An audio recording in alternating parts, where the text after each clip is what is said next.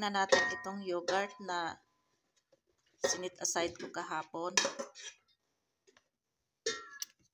Ayan, natin. Oh, wow, ready na. Tikman natin.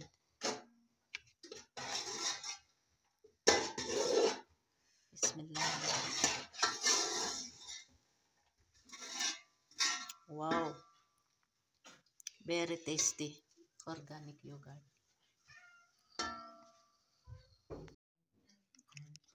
Nagpabili ako ng ni Fahad ng mga biscuits o kaya yung junk foods na paper.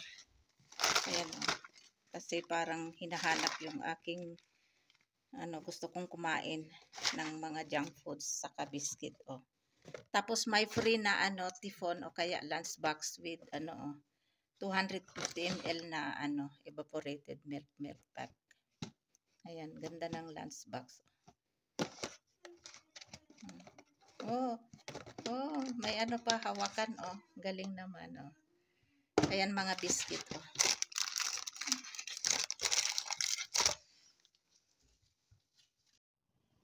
My blessings from our neighbor. Fresh buffalo milk. Bali ito, 1.5 kilogram. So gagawin ko dito ay yung kalahati ay gagawin kong iboboil ko ito, tapos yung kalahati naman ay set aside kong yogurt kasi masarap ito pag yogurt. So ngayon ay anong oras na ba? 11 AM. So bukas ito ng ganitong oras magiging yogurt na kasi sa ngayon summer, madali lang maging yogurt. So natin, buksan natin. So ibuhos natin dito yung kalahati. Ibo-boil ko ito para sa sa tea o kaya chai.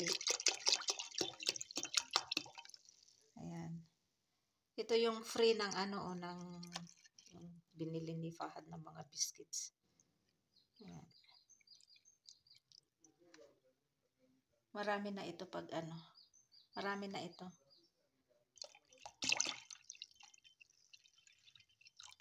And then kinaumagahan nito, marami din siyang cream, yung ginagawa kong fresh buffalo milk to cream to butter. Pero pag yogurt yung gagawin mong butter, mas maganda. Pero ito isit aside ko talaga na yogurt. Ayan, dito ko na lang lagay. Yan, ganda ng may cover pa. So, ibo-boil ko na ito. Kasi kung hindi mo boil ito, masisira. Magiging siya, magiging yogurt. So, bali, ko ito i-boil. Yan.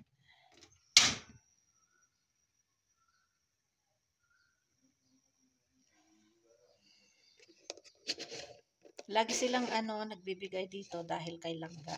Painumin daw ng gatas si Langga kasi nga yung iniinom niyang gamot sa kanyang maintenance sa epilepsy ay matataas yung milligram, may 500 milligram, dalawang 500 milligram at saka 40 milligram. So before 2 to 3 days yata nagbigay din sila, pero din 1 kilogram yon. Ngayon mas marami kasi 1.5 kilogram.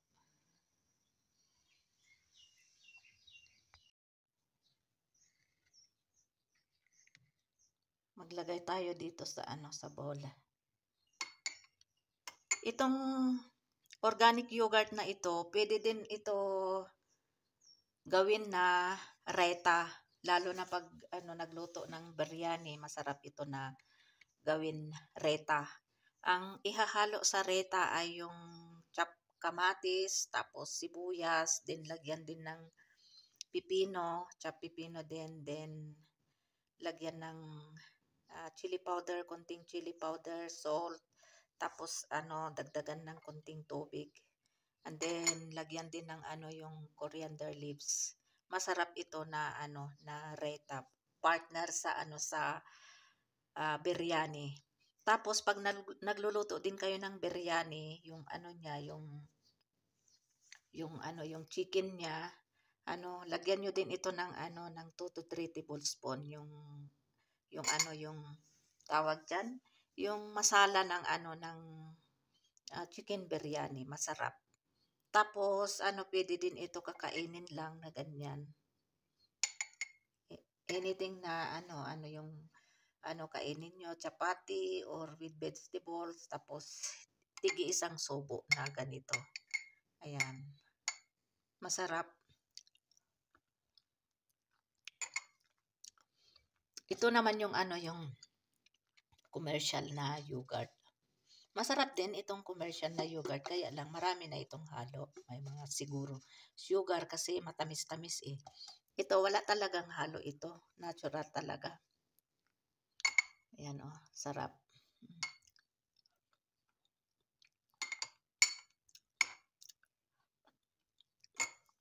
Matamis-tamis.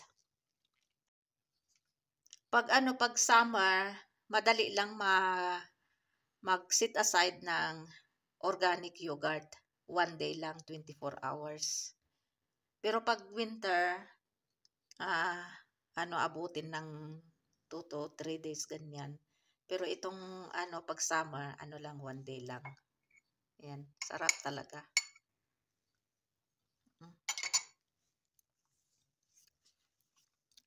Masarap din ito iulam sa kanin lang o kaya chapati, basta pwede din papakin na ganyan. Kaya pinapak ko ito.